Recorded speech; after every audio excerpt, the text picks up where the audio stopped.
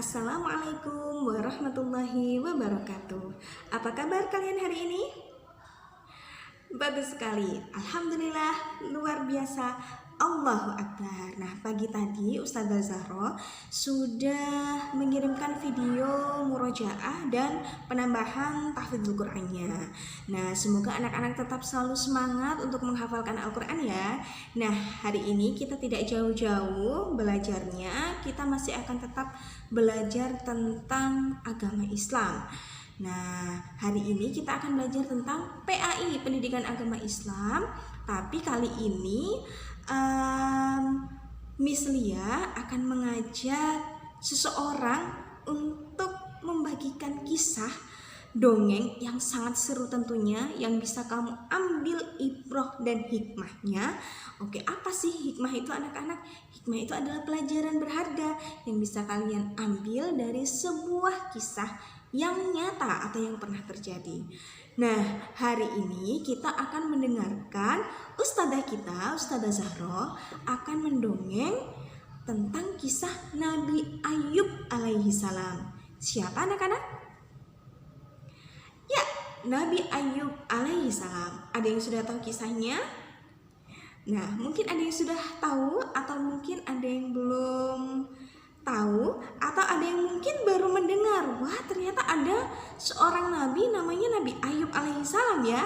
Nah, supaya nanti kalian tahu perjalanan kisah Nabi Ayub alaihissalam seperti apa, mari kita saksikan bersama-sama video dongeng dari Ustazah Zahro untuk kita semua.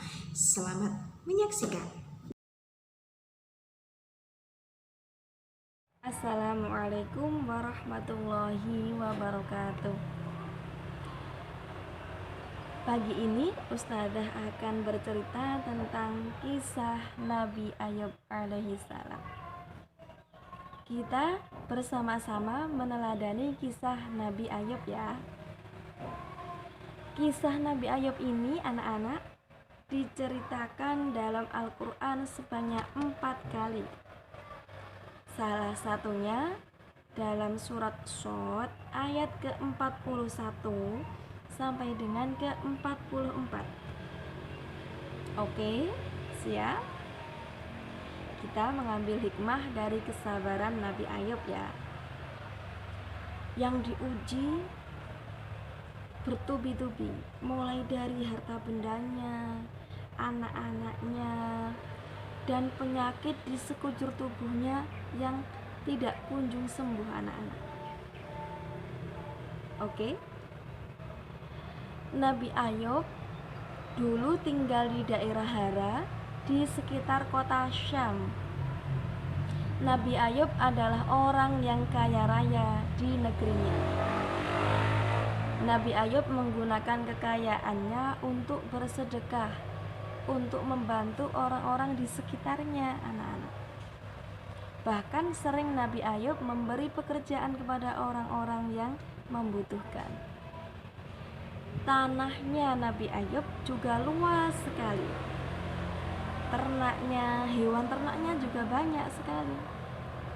Sehingga suatu ketika tanaman-tanaman Nabi Ayub dan hewan ternaknya Nabi Ayub mati anak-anak. Karena terserang penyakit. Nabi Ayub sedih. Tetapi Nabi Ayub tidak berputus asa. Nabi Ayub tetap bersyukur kepada Allah dan tambah rajin ibadahnya kepada Allah. Selanjutnya, anak-anaknya Nabi Ayub yang berjumlah 12 orang tiba-tiba meninggal dunia karena sakit anak-anak. Nabi Ayub tentunya sedih, sangat sedih sekali anak-anak. Tapi Nabi Ayub tetap bersyukur kepada Allah dan menambahkan kualitas imannya kepada Allah.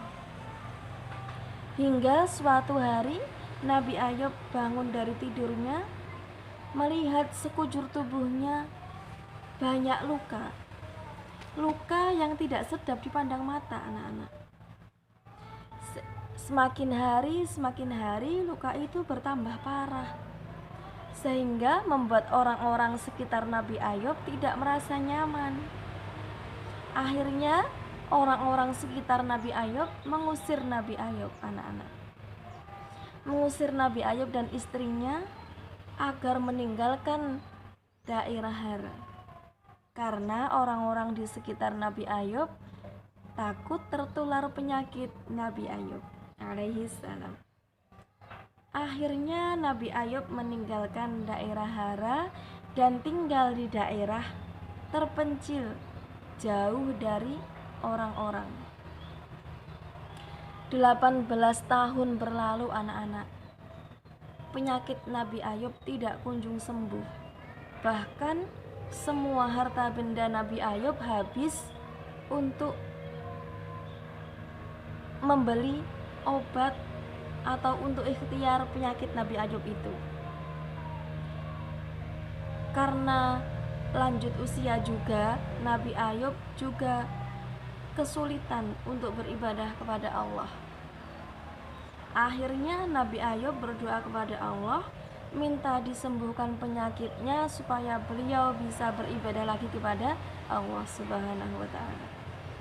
Dan akhirnya turunlah firman Allah surat Shad ayat ke-42 yang bunyinya, hentakkanlah kakimu, niscaya akan keluar air yang sejuk untuk kau mandi dan minum. Setelah Nabi Ayub mendengar firman Allah itu, Nabi Ayub menghentakkan kakinya dan keluarlah air dari bawah kakinya. Akhirnya Nabi Ayub memakai air tersebut untuk mandi dan minum. Dan apa yang terjadi, anak-anak? Hilanglah semua penyakit Nabi Ayub seperti sedia kala, tak berbekas sama sekali.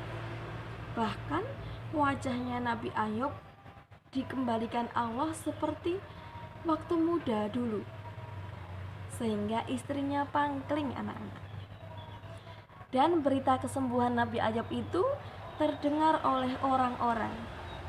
Keesokan harinya orang-orang itu berdatangan ke rumah Nabi Ayub serta membawa hadiah untuk Nabi Ayub. Dan akhirnya Allah mengembalikan kekayaan Nabi Ayub 2 kali lipat dari sebelumnya.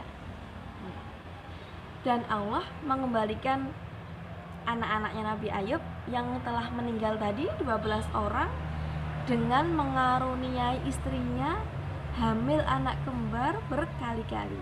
Masya Allah. Itulah buah dari kesabaran Nabi Ayub. Setelah menjalani ujian 18 tahun lamanya, akhirnya Nabi Ayub diberi kesembuhan oleh Allah, dikembalikan hartanya 2 kali lipat, dan dikembalikan anak-anaknya yang tadi meninggal dunia semua. Akhirnya istrinya mengandung anak-anak kembar berkali-kali. Masya Allah, itulah buah dari kesabaran Nabi Ayub. Semoga kita semua bisa memetik hikmah dari kisah Nabi Ayub alaihissalam ini. Oke, tetap semangat ya anak-anak belajar di rumah. Wassalamualaikum warahmatullahi wabarakatuh. Subhanallah ya, ceritanya Ustazah Zahro tentang Nabi Ayub alaihissalam. Nah anak-anak, dari kisah tersebut kita bisa mengambil atau memetik pelajaran dari kisah tersebut. Nah, banyak sekali hikmah atau ibroh. Apa sih itu hikmah? Hikmah itu adalah pelajaran hidup yang sangat berharga yang bisa kita amalkan dan kita praktekkan di dalam kehidupan kita sehari-hari. Nah, baik, untuk tugas hari ini adalah kalian harus bisa memberikan hikmah atau pelajaran berharga yang bisa kalian ambil tadi pada kisah atau dongengnya Ustazah Zahro. Nah, kira-kira Nabi Ayub alaihissalam itu memberikan kita inspirasi untuk apa ya? Atau pelajaran berharga apa dari kisah Nabi Ayub alaihissalam ini yang bisa kita ambil? Baik, siap ya? Kirimkan tugas kalian dalam bentuk video boleh, dalam bentuk tulisan juga sangat boleh, atau boleh kalian mengirim voice note atau rekaman suara tentang hikmah atau ibroh yang bisa kita ambil dari kisah Nabi Ayub alaihissalam. Baik, siap ya? Oke, untuk hari ini tugasnya itu saja. Terima kasih untuk Ustazah Zahra yang sudah mau mendongeng untuk kita hari ini. Dan tetap selalu semangat belajar di rumah.